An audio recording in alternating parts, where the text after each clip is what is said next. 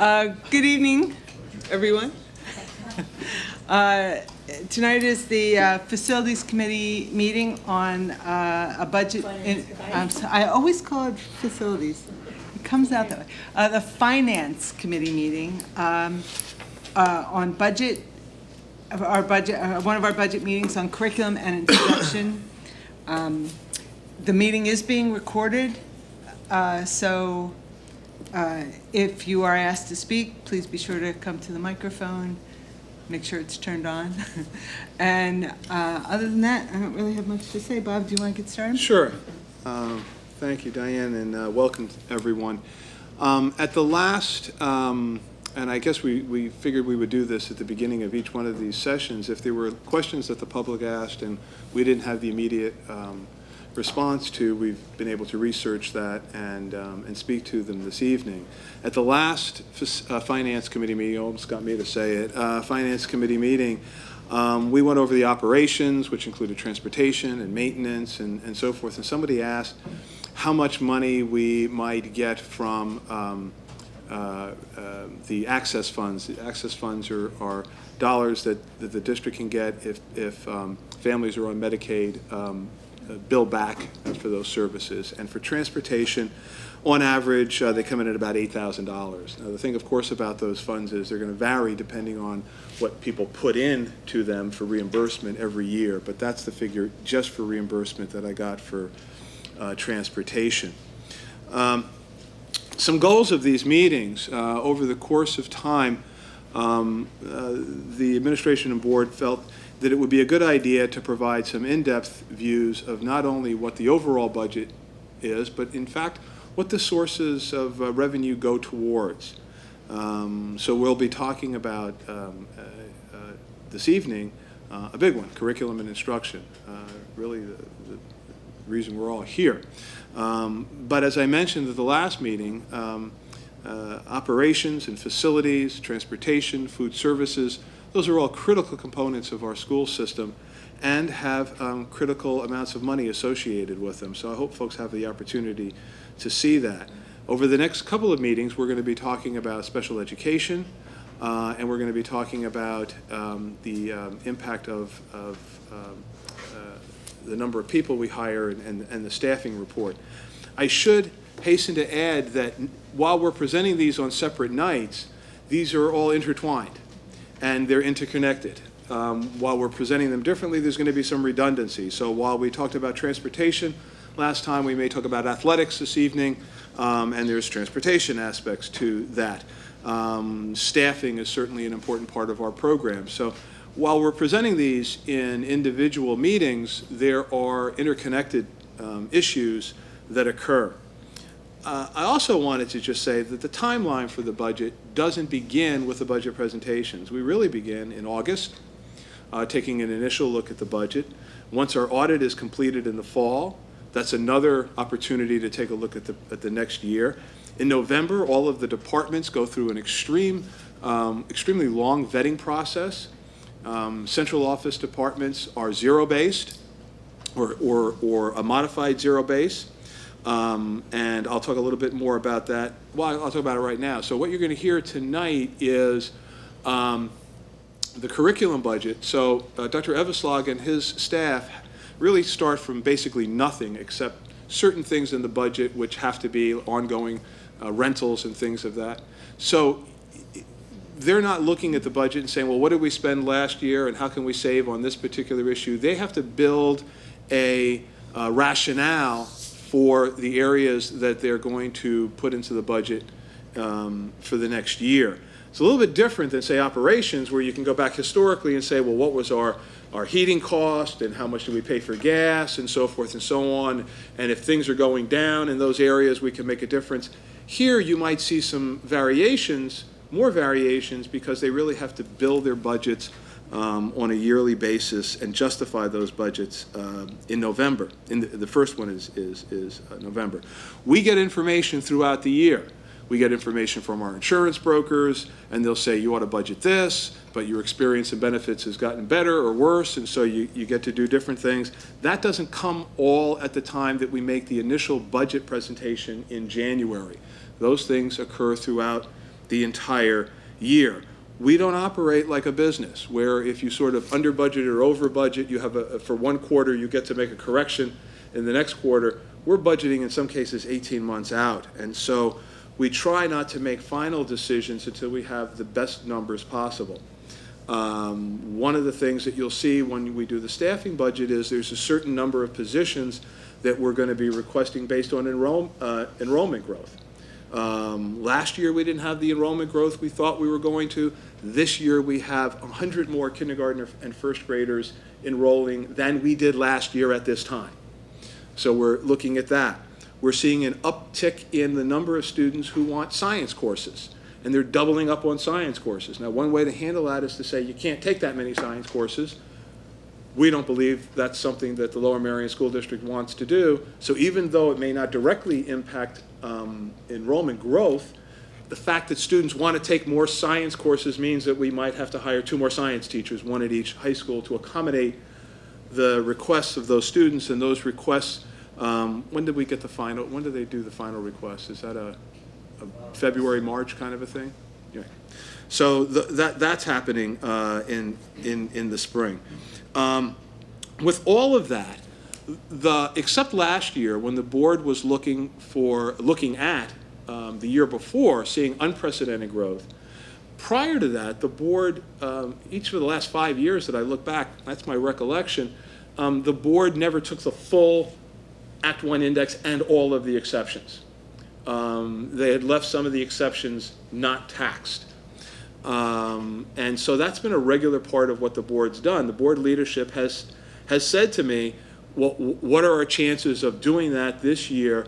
And could you look into that and make an April, when we do the April final budget recommendation, which is April 24th, is there a way you could do that? And if we can, we certainly will. But that's still not the final budget. The final budget is voted on in June. So all that to say, there's a lot that goes into this. I'm really pleased at the way that the administration and cabinet has turned this information around, and I'm really pleased at the way that they're able to provide some insight into this for you. And it's my hope that Dr. Evesla's presentation is not as long as my introduction. So, with that. Thank you, Mr. Copeland. Good evening, everyone. Your introduction cut into mine, so therefore I can jump right into the presentation on the budget overview and proposed budget for curriculum and instruction. Thank you all for joining us. I'd like to start by introducing you and welcoming our team who is here today. It's a committed group of professionals, not only to their craft and to providing day-to-day instructional leadership, but a group that's really provided some great thought and consideration into the budget proposals. To my left is Mr. Brian Cody, the Director of K-12 Curriculum Instruction and Professional Learning. He also oversees the departments of Technology Integration, FLES and World Language, and Secondary Business Education. And at the table, the second table over in the crowd there, from aisle to window, they're sitting coincidentally in order, Dr. DeRosa, the Elementary Supervisor for Literacy, Social Studies, Library, Art, and Music, and Federal Programs. She's also a coordinator for Title I and Title III funds. To her right is Ms. Nancy Akansi-Mesa, who's the Elementary Supervisor for STEM, Health, and Physical Education. Dr. Leslie Pratt, Secondary Supervisor of Literacy, Humanities, Libraries, Art, and Music. And to her right, and next to the window, Mr. Jason Lilly, our Secondary Supervisor for STEM, Health and Physical Education, and Family and Consumer Sciences. I should say that the organization of this department has experienced some change, including a reduction of the size of the team. There was some administrative reorganization within the last year and a half that resulted in there were 2 fewer members of this team. There was a coordinator of professional learning, was a teacher on assignment, and we also had a director of elementary education. And Mr. Cody, who had served as the supervisor of data analysis, tech integration, and business ed, that position is no longer present, no longer exists, but he obviously, in assuming the role, has combined some of the other responsibilities, and the team has absorbed the work and responsibilities of the group. So I commend them on that adjustment. We're going to talk a little bit about it. Mr. Copeland referred to the Lower Merion curriculum experience, and one of the conversation points through our work with the strategic plan has been talking about transformative curriculum as the experience of students in the classroom and really the core of what we do. We're very proud of the range of experiences that we have for students, the opportunities that we provide for students, and I don't like the narrow perception of curriculum just being programs or textbooks or curriculum maps. We really talk about the experience, and we allocate and program for funds in a way that provide really robust experiences.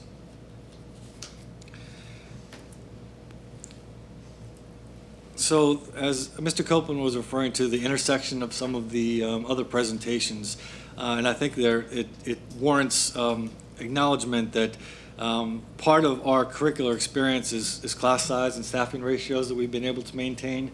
We won't get into that too in depth in this conversation, but Ms. Megan Schaefer and some other colleagues are going to be presenting on different aspects that contribute to what the Lower Merion experience is and the budgetary impact of those. Ms. Schaefer, will be talking about class size, staffing ratios. Mr. Frazier will be addressing the funds allocated towards technology, including from the elementary iPads to Chromebooks to one-to-one laptops. Mr. Gannon, you've heard from in operations, and the multiple wide range of responsibilities that operations supports the co-curricular experiences in transportation. And Ms. Frazier will be in student services, will be addressing not only special education funding with gifted and instructional supports for students, the range of nursing experiences we provide for students, and field trips. When we talk about the curricular experience, one snapshot of what we provide for students is our how we allocate our full-time employees to the range of experiences that we provide. This chart shows the staffing allocations for full-time employees at different levels throughout the K-12 experience. Certainly a lot of areas of pride in this, the number of experiences that we provide, but also unique to Lower Merion, the world language in the elementary schools, the staffing allocation towards that, and that commitment to world language instruction to grades 2 through 12, and our focus on having specialists in every building, both math and reading specialists, to not only provide a level of support for students that can be very individualized, but assisting with data analysis and professional learning across the district.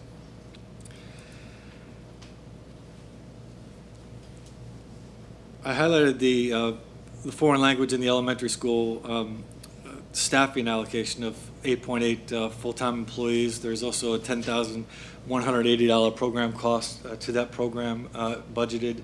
The International Baccalaureate program, another great aspect of our secondary program, has a 1.5 full-time employee allocation, and the program costs annually are budgeted for $81,500. We have the Penn State dual enrollment business program offered at Harriton. We have a 0.6 full-time employee dedicated to that program, and there are additional program costs of around $20,639. And we're proud of our growing extended day kindergarten program, which continues to evolve and improve every year. We are currently budgeting $147,632 towards that program, which provides very targeted instruction for students that may benefit from really having a full day of kindergarten. In other words, if they have a morning program, they continue in the afternoon through an extended program that's offered at all 6 of the elementary schools. I should say that the budget, the numbers that we have here are a combination of costs from the curriculum budget and the building costs. There are, in most cases, and all of these are examples, some costs are absorbed in the building budgets. Each building principal has an allocation of a per capita budget with an allocation per student, and some costs of the program are managed through internal budgetary funds at the building level. That, of course, is under the supervision. I supervise all 10 of those budgets, so work closely with the principals to make sure that we are allocating funds wisely.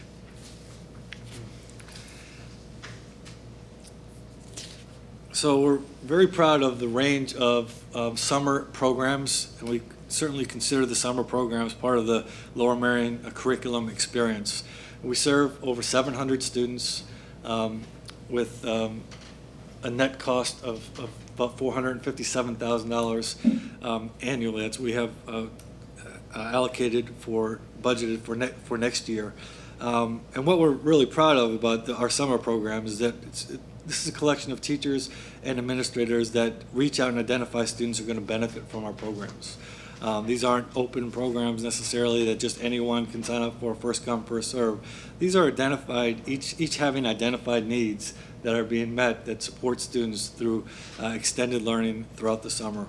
Talk very briefly about each program. Our largest summer program is our SPIES program, which serves about 300 students. It's a 6-week program, 300 elementary students. Elementary school students, serves about 300 students. It's literacy-based and focused, but there is a math component, an art component, and a music component. Our high school summer school is traditional high school. There is revenue at summer school tuition is charged. That it does come at a cost of $59,383. There's about dollars. There are roughly a little under 200 students that attended summer school last year. We're in the midst of summer school enrollment for this year. Our YES program at the middle school serves about 45 students, and that is a 4-week program, reinforces basic skills and study skills, and again, those students are recommended at the middle school level. Our Bridge program offers a middle school to high school week-long experience. It serves around 60 students, 30 at each school, and that helps with students that may need additional support in transitioning from middle to high school, some acclimation to the school. The Write-In program is offered to students in grades 8 through 12. They're 2 week-long sessions, and it's really a program that encourages creative writing, and the students really dive into the creative writing experience in the Write-In program. The Smart Reading program is also for students transitioning from 8 to 9 with a focus on literacy skills and honing their critical thinking skills and comprehension skills that will support them through the 9th grade English and social studies curriculum. And the Smart program Smart Reading serves around 25 students. Our Math Bridge program was started last year. That's for our 5th to 6th grade students that are eligible for pre-algebra.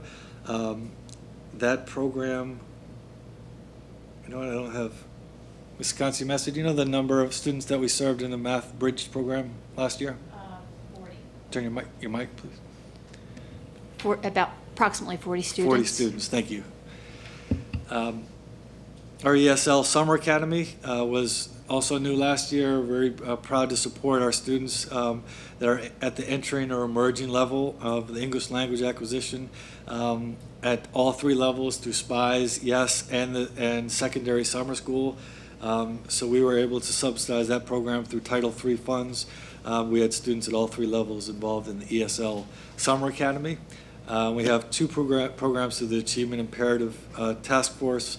One is the secondary STEM Jumpstart program, which are targeting around 30 students, and that program is for students there's a group of students rising 10th graders and a group rising 11th graders that hopefully are identified as students that could possibly be honors or AP level with some support. And so they get a preview of the courses that they'll be taking in the summer prior to leading into their 10th grade year. There's also another cohort of students going into the 11th grade year that would fall in that same category.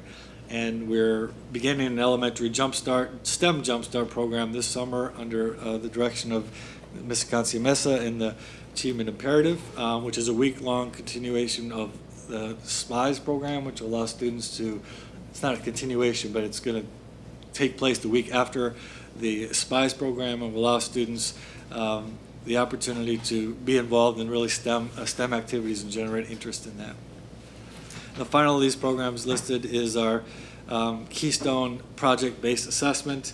We have $9,000 allocated for the project-based assessment. These are for students that are still in the class of 2019 or later, that have not yet reached proficiency in the Keystone. It is a state graduation requirement for them to reach proficiency.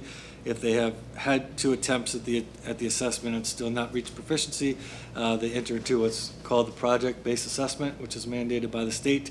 The reason we offer this in the summer is to give students the opportunity to complete that obligation and commitment in the summer without having to lose an elective or a course opportunity during the year.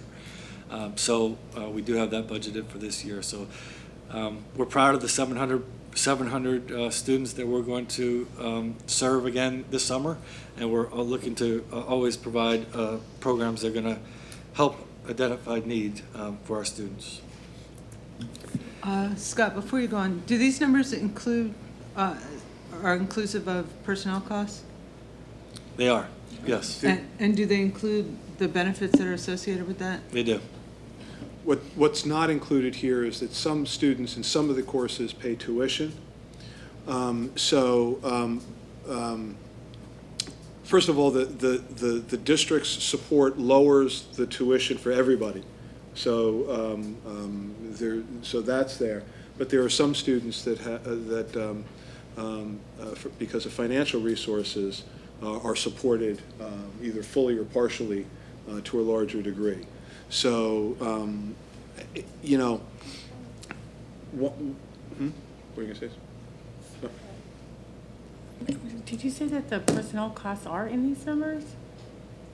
Personnel Yes. costs are included in this. So if you're in a typical high school summer course, you're paying a tuition.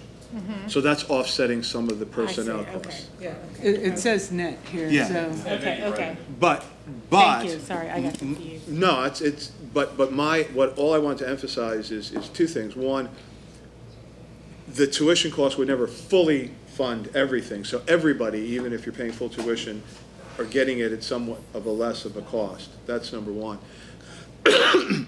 And number 2, you know, I hear from time to time people say, well, you know, why are costs different in this district than that district, and so forth and so on. And I really say, you know, no 2 districts are alike. And so trying to compare 2 districts, I think, is an unfair situation. Having said that, I think this is an extraordinary support that's within our budget for students to support kids who may not have the resources. And I think this is something that has been going on in Lower Merion for a long time. I think the district ought to be proud of it. Just to clarify, I want to make sure I understand. If I look at the high school summer school program, the tuition is not covering the actual costs. There's still $59,000 or $60,000 left at the end. Is that correct? That's correct for what we're budgeting for. We do support students that are on free and reduced lunch to attend summer school. Okay, thank you. Yeah. Do you have a comment? No, I realized the answer is right in front of me. Happens to me all the time.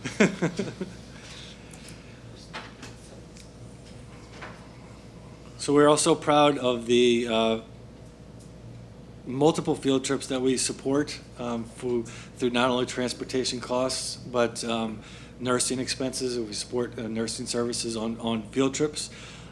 We have a field trip committee that's set up that works to accept applications for the field trips and make sure that we're balancing resource allocation for those. And these are just numbers of the number of trips that have gone through that field trip committee. We had 762 trips to date for this school year. Last year we were at 798 at the end of the school year. That does include any request that's gone through the committee, including curriculum-based instruction, community-based instruction for special education students, and some of those trips are walking trips. This does not include trips such as games where a team had a game against Conestoga or something. That would not be listed here. but we do provide a lot of experiences. Our middle school interdisciplinary programs take multiple field trips throughout the year, and we certainly are proud to support those. We also have events throughout the year that we budgeted for, such as Reading Olympics, 2750, Family STEM Night, which we budget $4,000, and Family ESL Night, which costs us about $3,360. And Mr. Gannon the other day spoke to the supporting the athletic, the trips and some of the complexities with the transportation. You can see the incredible wide range of activities and co-curricular experiences we have through our athletic and activities departments and budgets. You should note that these costs do not include administrative staff costs, staff for athletic directors or secretarial staff. It does include personnel costs for the coaches, for event staff, and supporting the events. So we have it outlined with our coaches at basically $1.2 million for the year. That's 118 teams at both schools. Included in that is programs that we're proud to support that many other schools do not, such as crew, ice hockey, squash. We provide some funding and support in partial funding for those experiences, and a range of after-school and club activities, 96 different activities, were at an advisor cost of $872,000. We also at both high schools, there's 35 performances annually basically typically held in the auditorium, some in the Black Box Theater. Those costs, in addition to advisor costs, are budgeted for about $10,000 for next year. We do have a uniform replacement cycle for athletics. It's on a 4-year cycle where we get 4 years of use out of every uniform. That's done equitably across the buildings, and there aren't uniform costs annually except for football and lacrosse helmets and football helmets and uniforms that need to be reconditioned annually. The cost of the natatorium is $70,000 for the Lower Merion High School natatorium. That includes staffing and management and does factor in the revenue, some revenue that we get from the natatorium.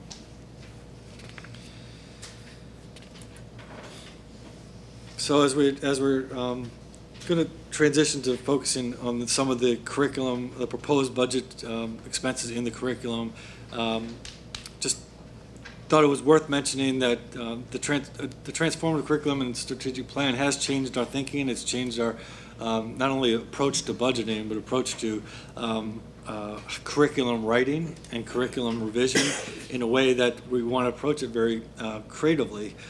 In a way that provides students a different and more transformative experience.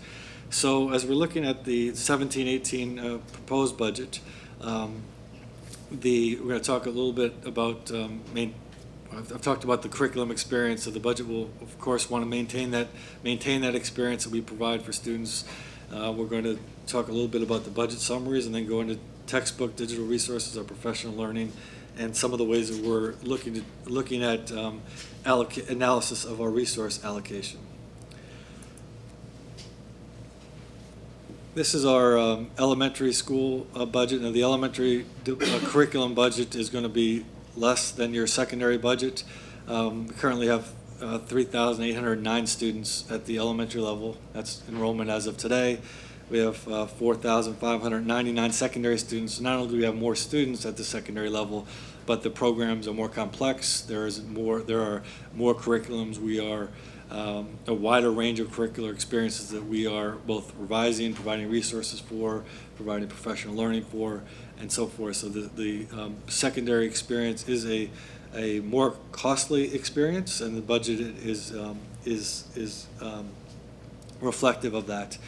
These broken down into categories, the descriptors, the textbook costs include traditional bound textbooks and digital textbooks, a lot more online resources now.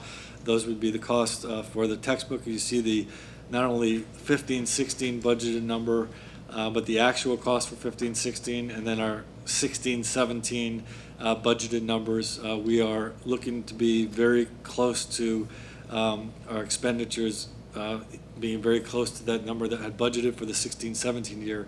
And the column to the far left is our proposal for next year. I began by talking about textbooks. Let me just share what the software technology budget would include. Blackboard, our learning management system, Blackboard, True North Logic, which is our electronic platform for teacher evaluations, Performance Tracker, which is our electronic platform for maintaining student performance data, K-12, Atomic Learning, and some technology resources like Apple iMacs for our art studio. It does not include hardware for that Mr. Frazier will talk about. It does include your actual hardware in the buildings. That's not the software technology budget. That comes from the curriculum department. Our professional learning costs include curriculum writing, curriculum revision, summer curriculum work, staff trainings, conferences, books and periodicals for staff, and journal, subscription to journals, any staff trainings, our new teacher induction program, any consultant works. Those would all be in the professional learning budgets. Can you explain a little bit? I mean, it looks like your textbook 9 is doubling, more than doubling. Sure. So when in 2015-16, which happens to coincide with Mr. Copeland's arrival, there was some questions raised about some of the textbook purchases and wanting to take a step back and more thoroughly vet those.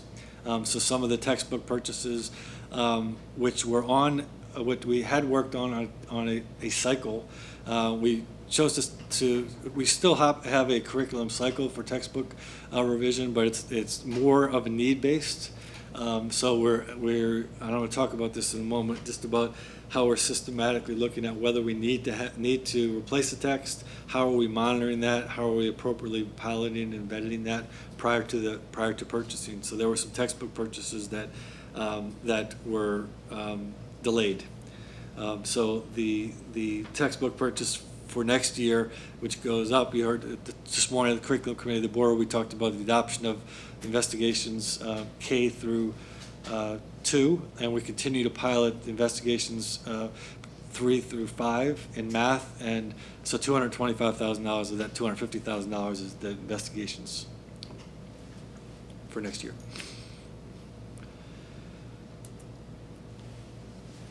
So our secondary numbers, won't break them down the same. What would fall into those categories would be similar. You can see our budgeted numbers close to our actuals, 15-16, and 16-17. As I said, we had budgeted for $999,000, and we were we're looking to be very close to that. And as we were wrapping up our spending for 2016-17. Again, the increase of the textbooks, and I'm going to go through some of those textbooks specifically, broken down by level, and that we're budgeting for based on the need moving forward.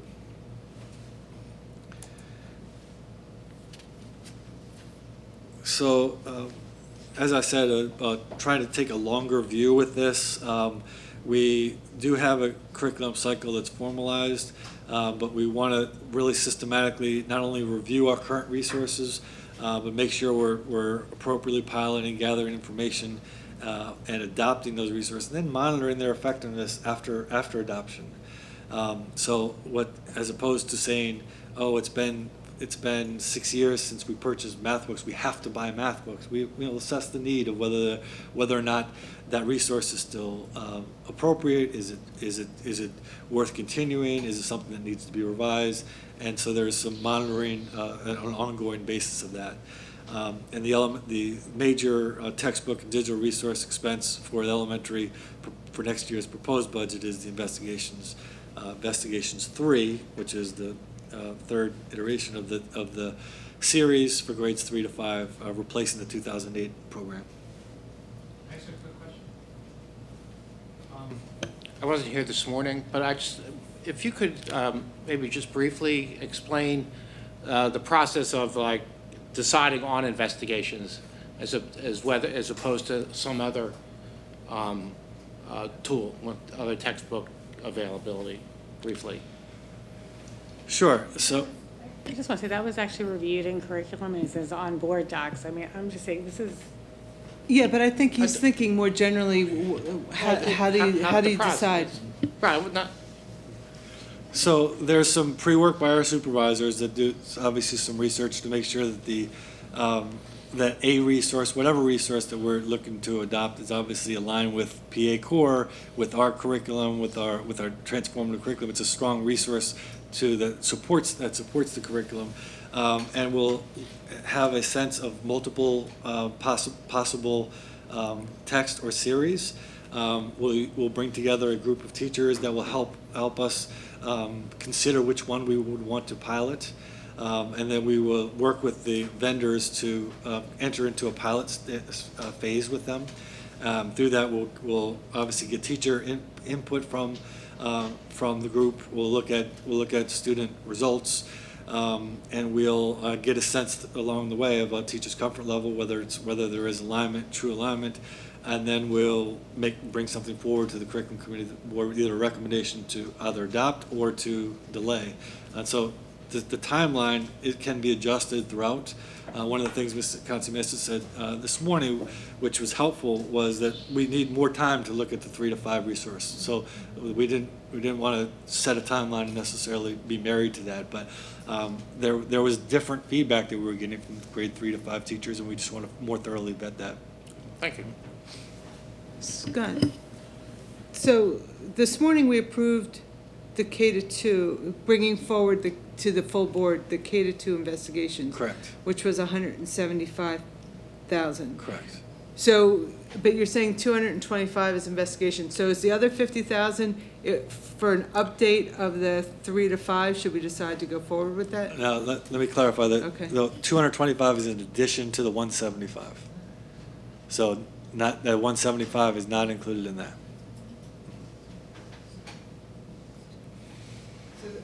So this is a $500,000 program?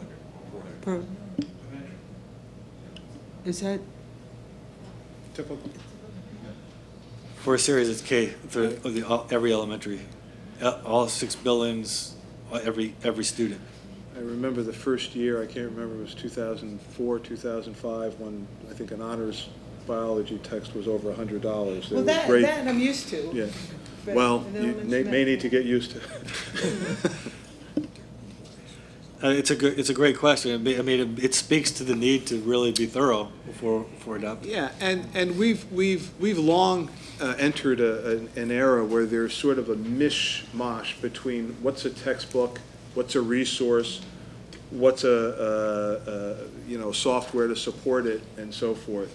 So I'd say that our examinations are not as they were once upon a time when it was a typical textbook. It's about all of that, and I'd also say thank goodness we've long since left the era where textbooks did the teaching. Teachers do the teaching, and so you have to look at it in terms of what resources you bring to bear to support what goes on in the classroom. Having said that, when some programs, as you'll see, get quite dated, I think it's reasonable to say, well, maybe we should take a look at that, if for no other reason but the fact that they are out of long. I mean, you could make the argument, well, calculus hasn't changed. But perhaps the way in which we could teach it has, and so we should perhaps look at that as a support to the program.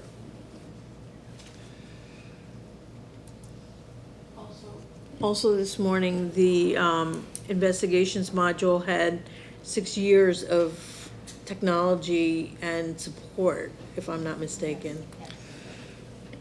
It does. Thanks for pointing that out. Certainly, we've moved on from the one text for one student at any level, and there are a range of supports and online supports for students and families, and typically even more so at the secondary level. But there are multiple resources for every course, and in a lot of ways that's been advantageous and speaks to stronger instruction. But it also has been a little more complicated as far as providing resources. So good and bad to that. So the textbook and digital resources that are planned for the budget at the secondary level for next year across multiple disciplines. This is one of 2 slides on this topic. So at the ninth grade English curriculum is being revised with teachers at both levels, which is really exciting work, I must say, that their transformative goals are driving that process, which is really like so refreshing for me to see, and seeing the teachers and passion around it was really exciting. So the resources that they're going to, and the novels to support that, we have $20,000 budgeted for ninth grade English next year. And then we have a few examples of not necessarily significant curricular revisions, just old resources. Our pre-calc honors, pre-calc and algebra 3 texts are almost 20 years old, so we have $143,000 allocated for the purchase of those additional resources. Our health series is over 13 years old, so that'll be $72,000, and our anatomy physiology class books and lab manuals are 10 years old, which just through wear and tear, obviously, it's 10-year-old books. So we have $24,000 for that. Continuing with textbooks and digital resources, our business education simulations for entrepreneurship class, we are expanding that. That's a 3-year subscription at a $12,000 cost. Our Spanish textbooks 6 to 12 this is an example of one of the textbooks we've been looking at for multiple years. We had budgeted a couple of years ago that we're just trying to do it right. And it's taken, and we talked a little bit about that this morning, some of the challenges of 6 to 12 world language, but we have $195,000 budgeted for the textbook series that are 10 years old. And having an AP and IB curriculum, we are married to their course changes and curricular changes along the way. So they operate in a cycle of revision of their curriculums, and when AP or IB dictates a curriculum, that in turn we budget for those resources accordingly. So AP Music and IB Psychology are 2 courses that are being reviewed. And this will be our 4th year of having one book, one community at the secondary level, where all the students at both high schools read the one book. It's really a great community event around literacy. We don't have the text picked out yet, but we have $25,000 set aside. We've read Run, Boys in the Boat, and Rent Collector the last 3 years, and they've been really great experiences for kids and teachers to bond around literacy. Shifting to our professional learning expenses that we are budgeting for, this is really, it outlines kind of our professional learning framework, where we have both curriculum, instruction, and assessment aspects of our professional learning that would fall into that framework. So when we are approaching our professional learning, we're approaching from a standpoint of trying to identify what our greatest needs are as a staff.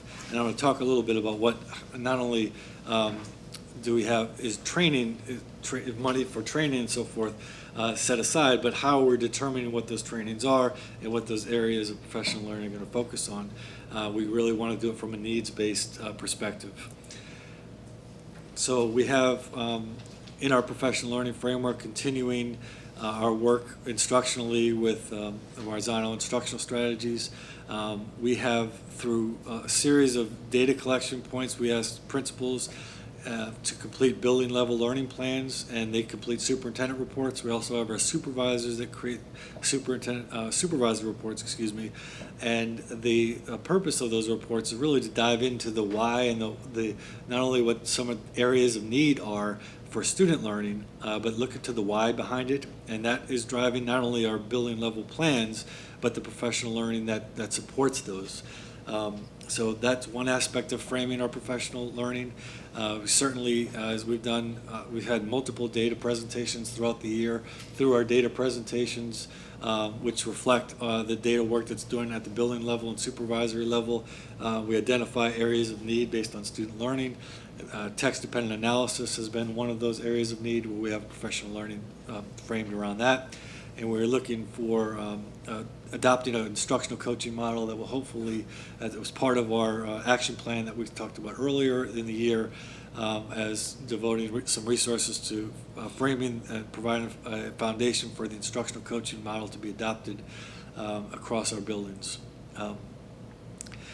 Our other curricular areas of need that have been identified through curriculum that we have funds dedicated for is guided reading, History Alive, the adoption of History Alive, and guided math. I'll talk specifically a little bit about those. I'm almost done. So our funds dedicated to curriculum and staff development. We have our new teacher orientation and induction program, and they have subsequent after-school programs throughout their as new staff members. That comes at an expense of $39,502. We have $44,000 dedicated towards curriculum conference registrations and professional memberships for staff. Staff development around for books and periodicals, we have $12,000 allocated. And we also, anytime there is a new resource adoption, for example, investigations, we dedicate time towards helping and supporting staff through training them and allowing them time to get acclimated to the new resources.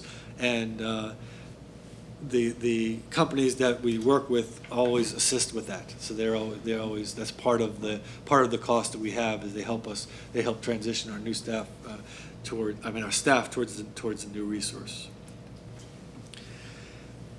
So our focus areas that we've identified, we have action plans for the professional learning around all of these areas. This is all part of our professional learning plan for next year, with continued work around assessment design, guided reading, text-dependent analysis, specifically with writing, word study, History Alive, differentiation in math, or what we call guided math, and lesson study protocols. We have some funds dedicated out of our professional learning budget for those areas that we've identified as needs, and continued work that we want to focus on with staff.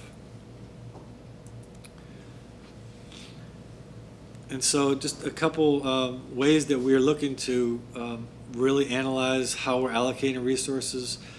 We have not only developed a K-12 curriculum cycle to monitor our resources, but this has been a challenge as well, kind of keeping track of our electronic and digital resources, so that as there are many more resources, both for every student. You mentioned investigations, Ms. Robinson, about the text and then the online component. We also have to monitor and make sure that we have those subscriptions up to date, and any electronic resources that we have funded. For example, listed on the bottom, e-boards, Moodle, Blackboard. Some of those go away because we're monitor usage data and effectiveness of whether those resources are going to be able to continue. So we do not approve or recommend the resubscribing to any of the online resources unless we've seen both effectiveness and usage. So we are also transitioned our DRP to online, which is at a cost savings, and we're looking at other creative ways for our staff to deliver professional learning internally through the use of specialists or STEM core members, for example, and through use of ed camps. And we'd be remiss if I didn't talk about the addition of Dr. Paul and her work with program evaluation that is helping us provide informed decisions on our programming and how directions that we should be moving to better serve students. So we are, she's in the midst of the program evaluation now of the gifted program, and we'll be transitioning next year to start of year on the support programs that we have in place for students across grade levels. And finally, just to share some challenges and opportunities ahead from a curriculum standpoint. We too will be feeling the increased enrollment which provides both opportunities and challenges. With increased enrollment, we have a growing teacher pool and a need to support that teacher pool. We take the responsibility to support our new teachers very seriously, and know that as we have ongoing training, we have to continue to support a growing teacher pool. Our population is changing. We're seeing an increase, a significant increase in the number of English learners that we have, which is a tremendous opportunity for our district and our community to diversify and to learn instructional strategies that will support our English learners. I had mentioned the challenge of tracking digital resources. It's harder to grasp our digital resources and how many subscriptions we have out there than it is to count textbooks. And so we're talking multiple students with multiple digital resources. And we're working on a long-term professional learning need where we're not just looking at needs on a year-to-year basis, but Mr. Cody is leading the efforts to establishing a long-term professional learning plan, which obviously, like our curriculum cycle, will be open for revision, but have a sense of where we are going. And that concludes the presentation. Certainly accept any questions. Before you accept questions, if I can just summarize by saying, as I said in the beginning, I hope a couple of the takeaways are this. One, to the greatest extent possible, the team has done a great job planning and making sure that we can fulfill the kinds of expectations the community has for the instructional program, trying to take into account information we don't necessarily have. And I'll say this for all of the budgets, there seems to be great uncertainty at the federal level, exactly what happens there. There's concern that some of the grants that we get to support staff development may not be there, and other kinds of things. And so that becomes fluid. The same thing with the state level. We're not exactly sure what's going to happen there. But there is a well-defined, well-planned, modified zero-based budget that we believe supports the direction of the district and supports the strategic plan that the district supports. Thank you. Thank you very much, Scott, for the presentation. I'm going to open it up to board questions, so I'll just start around this side. None? Anything? I do, thanks. First of all, thank you for the presentation. It's really helpful. I'm trying to picture the entire budget and how this fits into the entire budget, and I know we've seen those slides, but I don't have them memorized, so I apologize. So I'm trying to figure out, one of the earlier slides shows FTEs, full-time employees, and I'm assuming, well, I shouldn't assume, I'm asking, that's teachers providing direct instruction or specialists? I'm assuming that's not, Correct. Right, It's a professional staff. it's the professional staff that's directly, okay. And so when we look at the curriculum budget, when we look at that sort of line item, is staffing, so there are parts of this that include staffing and parts don't. And then when you do the summaries, I'm sorry, I don't have I do. I think it's 12, at least on this, it's page 12 is like the curriculum department budget summary of the elementary level, and then the next slide I think is the secondary. Yeah. So those numbers obviously don't include staffing. Correct. Right? Correct. So when we're trying to figure out is I guess I'm asking, is staffing separate from the curriculum budget, or? It is, but here's what we're trying to do as an initiative for the board and public. In somewhat broad terms, I've asked them to put together the budget book this year around a program budget. So you'll see, for instance, art, number of staff, and then you'll see supplies and equipment and so forth. So you get a sense as to what art costs. Mm-hmm. Now, I'm used to program budgets. There's no requirement, as I understand, that you program budget in Pennsylvania, and I program budget. What that means is, so when a principal or a department gets their supplies, they'll get their supplies and then they'll allocate them for the various departments. I've asked them to start to allocate them to the departments by program, not just as a general supply, so that you can get a sense as to what does this program cost? What does ESL cost? What does phys ed cost? And you'll get a better opportunity to see that probably in the budget book.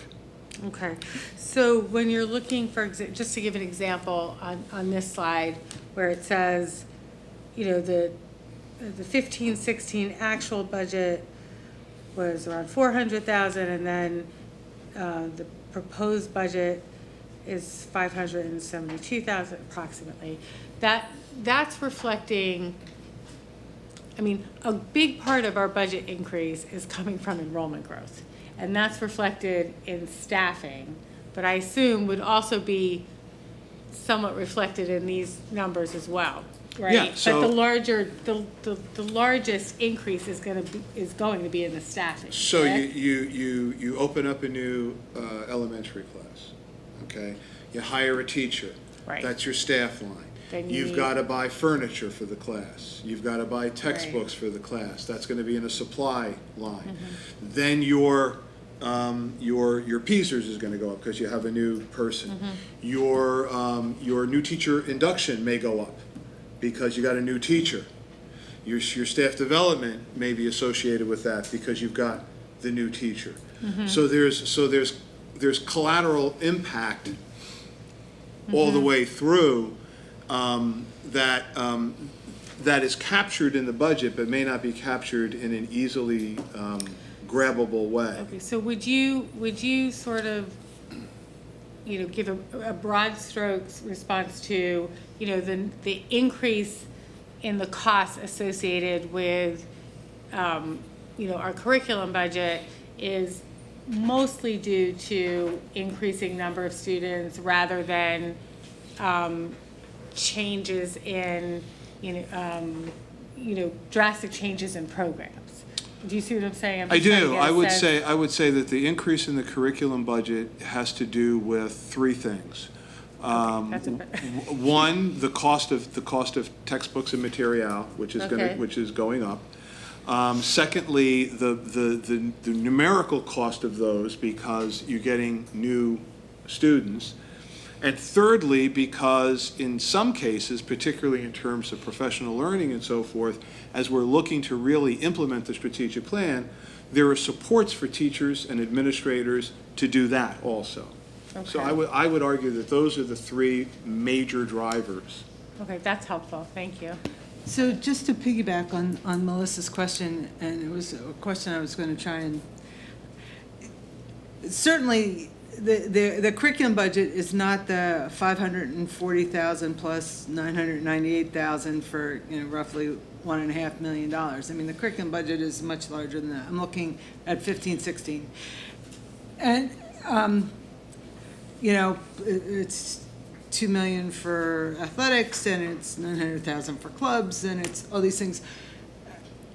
One thing that I would find very helpful is if we could see that, you know, that summary sheet you do on the whole budget.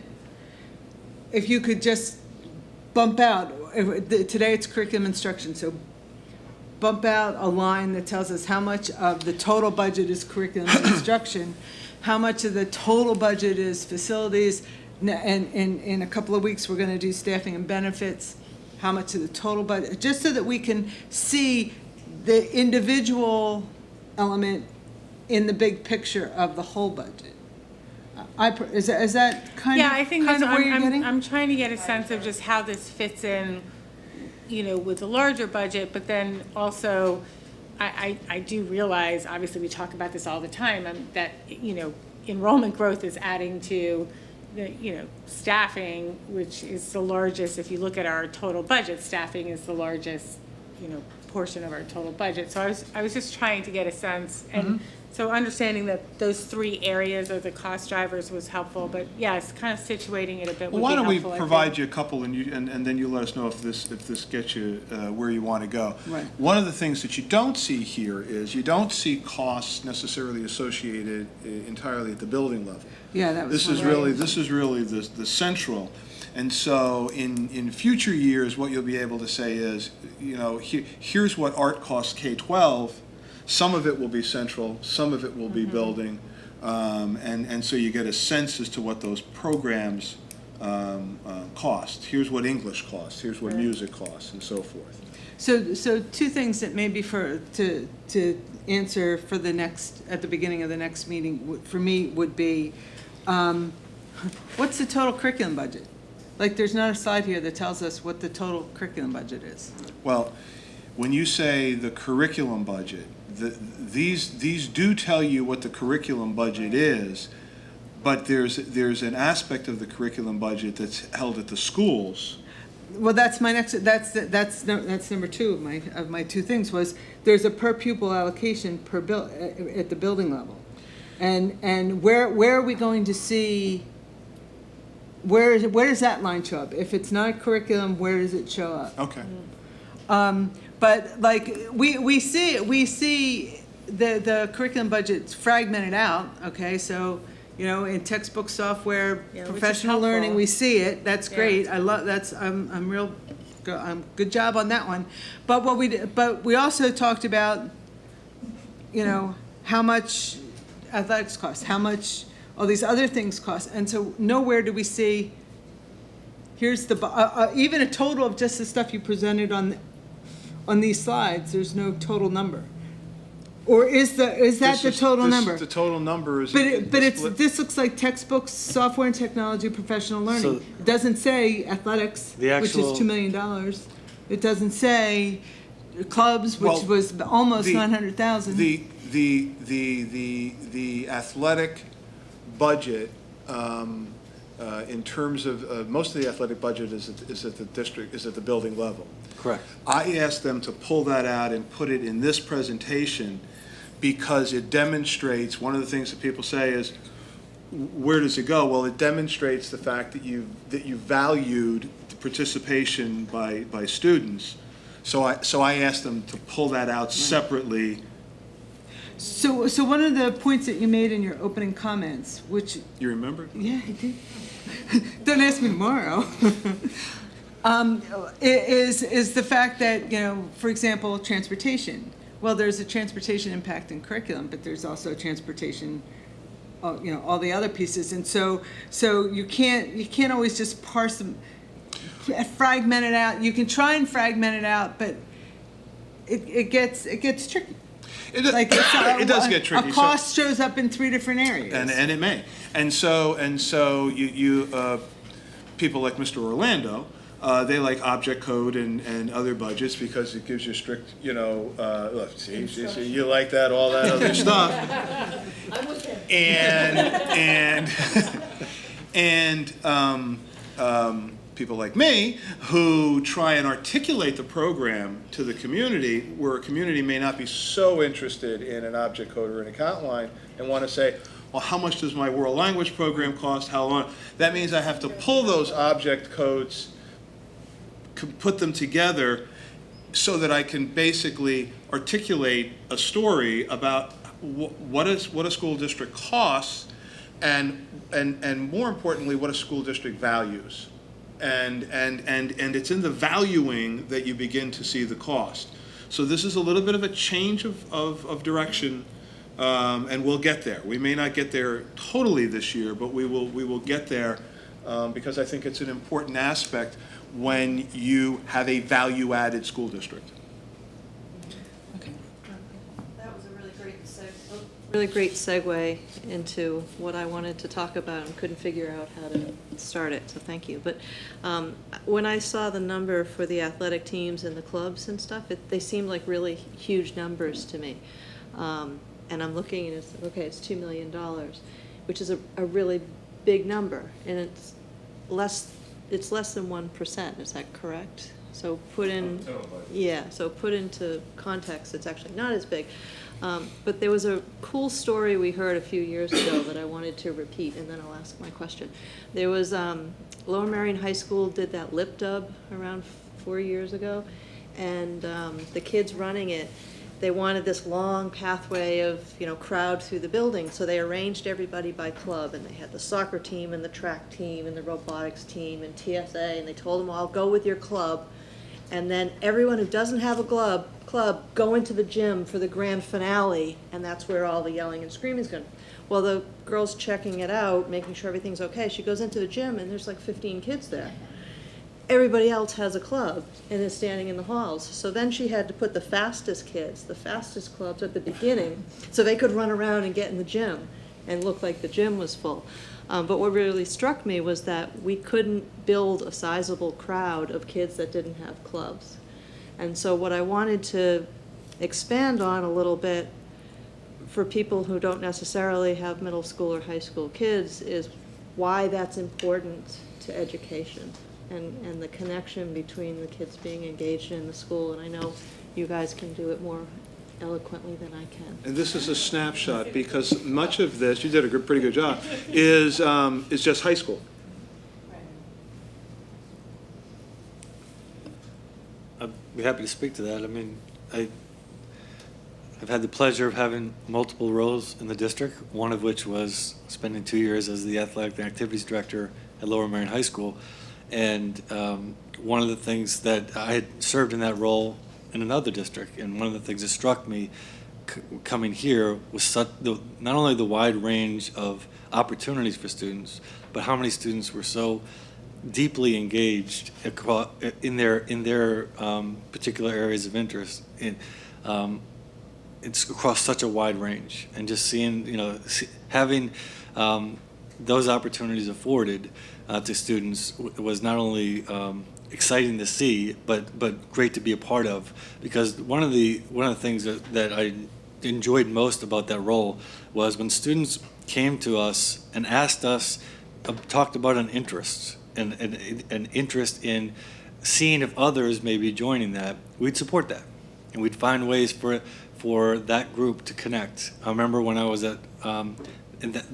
being in that role as an administrator, where you're a yes person and you're trying to help students realize an opportunity.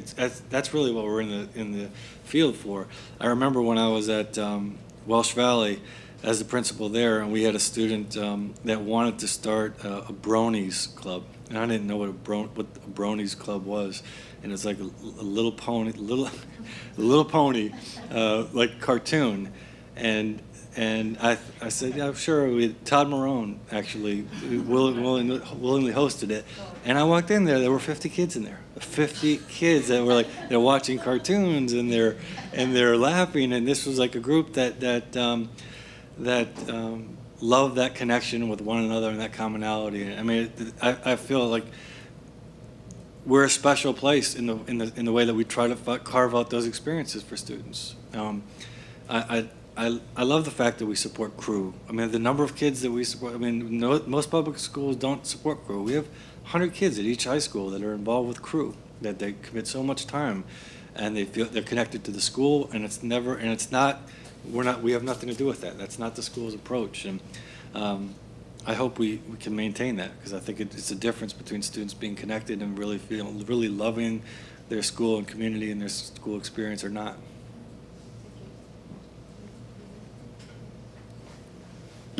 I, of course, have a list. One of the things you talked about was specialists in the slide of the staffing slide. Can you talk a little bit? Oh, there it is. Can you talk a little bit about what they are, what they do? That's another thing that makes us different from other districts.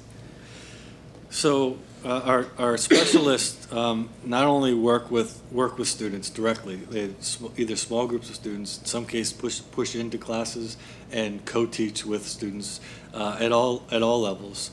But they also lead our active participants in our building level data teams and data analysis. They're really leaders in reading specialists are leaders in the building at analyzing reading data with our supervisors. Same thing with our math specialists. And they serve a role of support to their peers as well.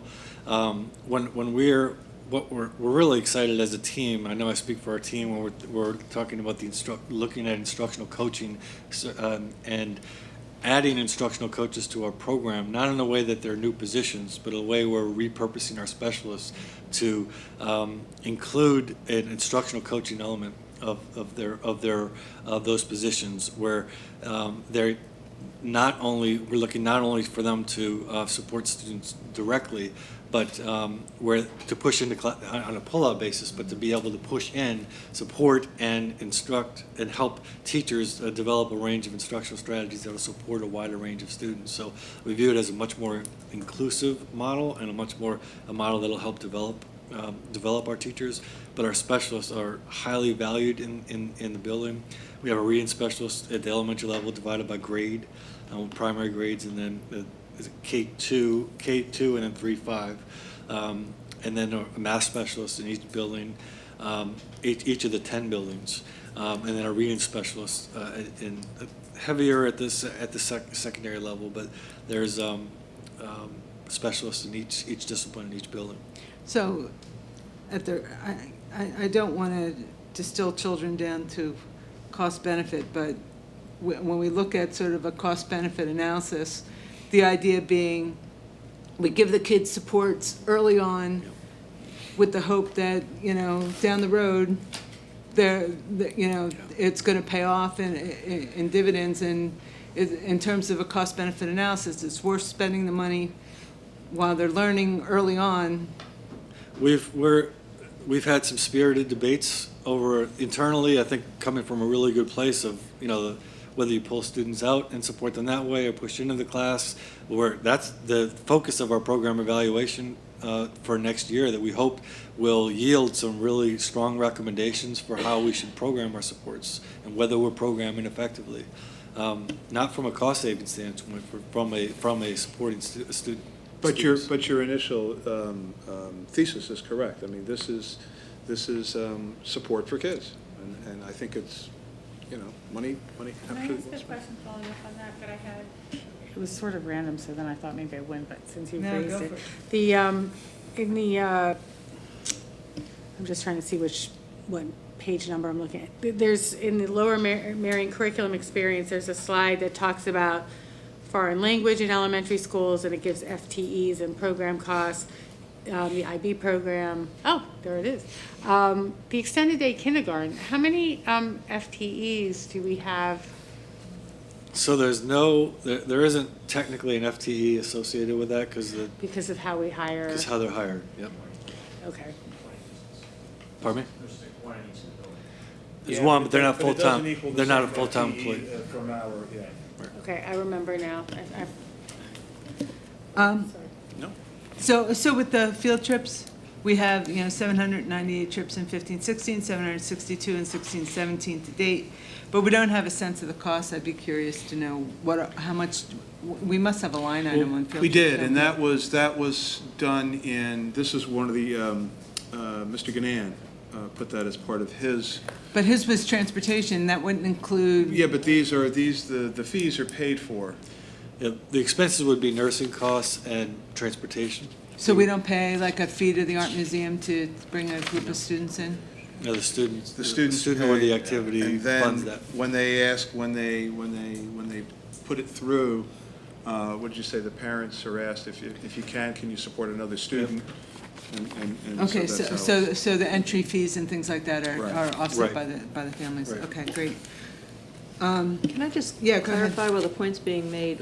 We do that for pretty much all of our programs. I know when I was part of the HSA, we always made sure the principal had a certain number of free passes, but we do that for summer school and any activities that we undertake. Is that correct? Yeah, we will not let a free and reduced status for a student limit their opportunities in any way. And I think sometimes even principals extend that if there's need. Yes. Go ahead, did you want to jump in and ask a question? Totally lost my train of thought. Okay, well, when it comes back in the station, let us know. You mentioned the Marzano instructional strategies, and that's a very jargony thing. Can you just explain what that is? Sure. So our professional learning focus for this school year was just Marzano's an educational researcher, and he has 9 high-yield instructional strategies that are research-based that have shown to have strong effect sizes on student learning. So those strategies were areas of focus for all staff this year. We have a contractual 2-hour PRP that all staff engage in. What's a And then PRP? P is a professional responsibility program. Is that correct? Profile? Professional responsibility profile. Okay. So the PRP, thanks for the question. Sorry. PRP, the structure for PRPs has changed from based on the contract, but most recently you have a 2-hour PRP that every teacher must complete. But we also have ongoing professional learning at the building level and district level, and it was also a focus of our leadership team being trained in those 9 instructional strategies. And in many cases, they're not necessarily new strategies for teachers, but is a refinement of those strategies and connecting the vocabulary, a common vocabulary around the strategies. That work will continue. And we've have very strong and positive feedback from that. From time to time, we do curriculum writing in the summer. Is there any curriculum writing planned for this summer, and where is that in the budget? There is curriculum writing planned in the summer, and that would fall in the professional learning So that counts as budget. That's professional factored in there.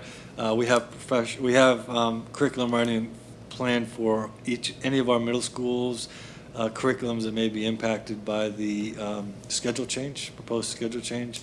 We have professional learning planned for each of those disciplines on how their curriculum can align and be restructured, and we know that will be time investment with teachers.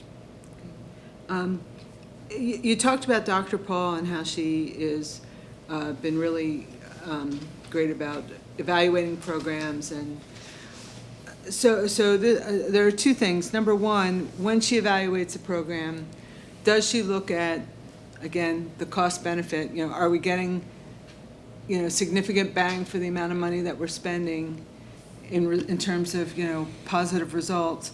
And then secondly, are we cycling out programs that we're finding we're not getting a good return on, and either replacing them or not, depending on how we feel? So, Yeah, I can answer that. Yeah. She's looking at the cost-benefit analysis or return on investment in all small letters, because that has a very discrete nomenclature in the business, and she's not looking at it in the discrete way that you would if you were a manufacturer, and I don't want to mislead anybody. Yeah, into children that. are not widgets. Yeah, so we're looking more at the program effectiveness issue. So far she's looking at the gifted and talented program to give impact on that, and we'll have a status report of that sometime this spring. The second program that I've asked her to look at is the support program. All those specialists and the support that we give students, what used to be called remedial education, that program, because I want to make sure that's effective. So she's really looking at program effectiveness. Now, there is a corollary to that in terms of, well, if it's not being effective, we either need to make it effective or we need to stop doing it. Now we're not going to stop doing gifted and talented, and we're not going to stop doing instructional support. We'll probably take a look at that.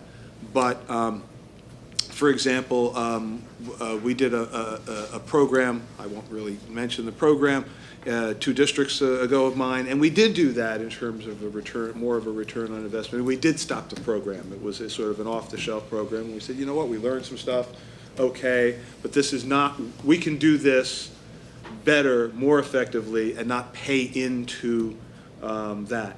We'll also, as time goes on, ask her to work with curriculum to set up program evaluations of, I think she did a little bit of it this year with textbook evaluations and to basically set up protocols for how you might improve the piloting process. So that's where she's going. Great, because over the years, a criticism that has come up from time to time is, well, you add this new program, you add this new program, you add this new program, you never get rid of anything. And so clearly, if you're adding this program that's dealing with the same issue of a program that you already have, you ought to get rid of the other program if it's not working. So one of the things that's happened over time, 2001, I think it was associated with the No Child Left Behind, was the Institute for Educational Sciences set up a division that said we really want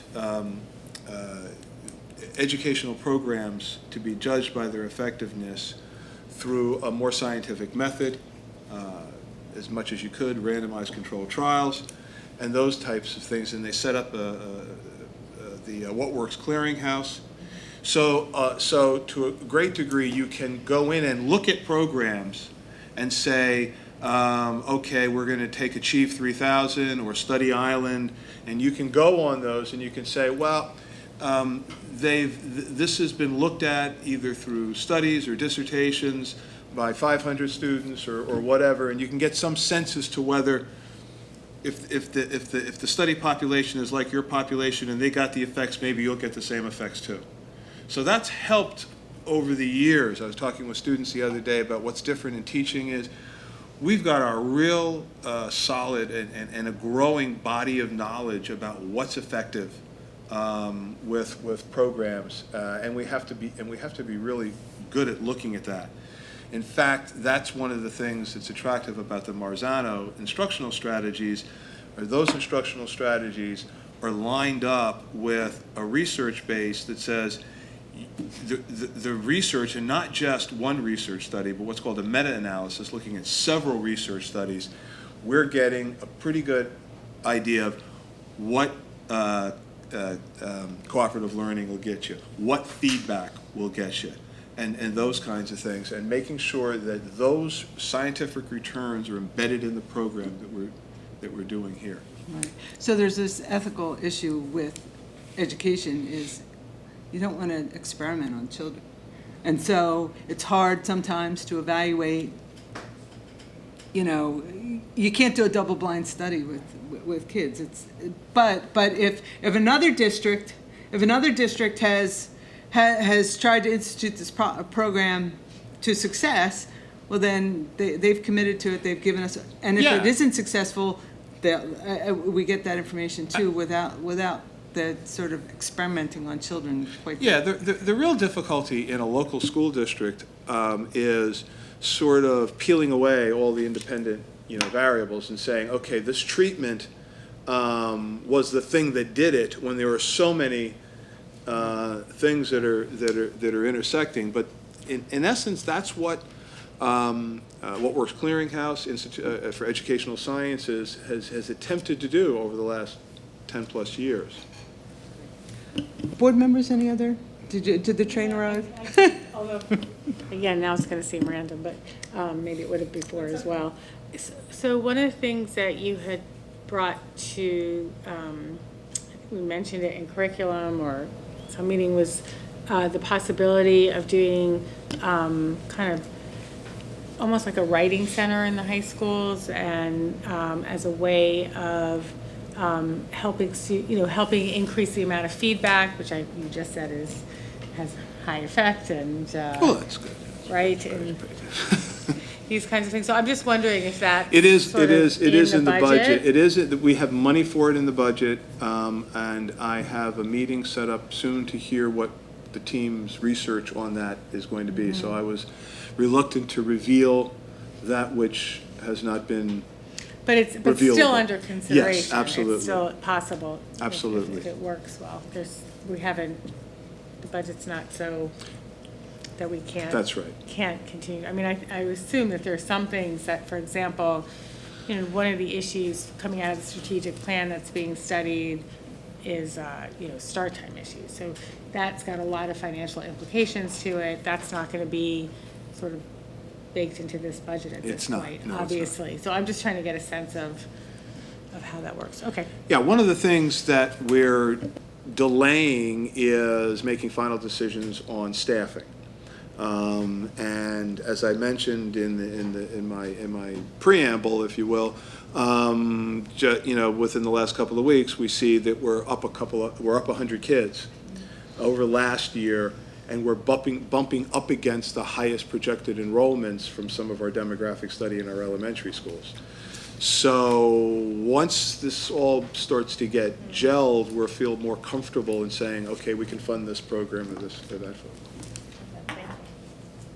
Any other board members with questions? Any public with questions or comments? Oh, Ms. Broderson signed I in. may spare you all having to hear my spiel. You'd have to go up. You gotta come up to the mic. Otherwise you won't be on tape. unless you don't want to, Well, I was. yeah, there's not a lot of people I'm here. going to decline because Okay. I was hoping the media would be here so I could help to kind of counter a lot of the rhetoric against the school district and the school board. But since. Okay, so just since you weren't near, she's going to wait and maybe speak another time, but, so any comments from the staff? No, they don't have any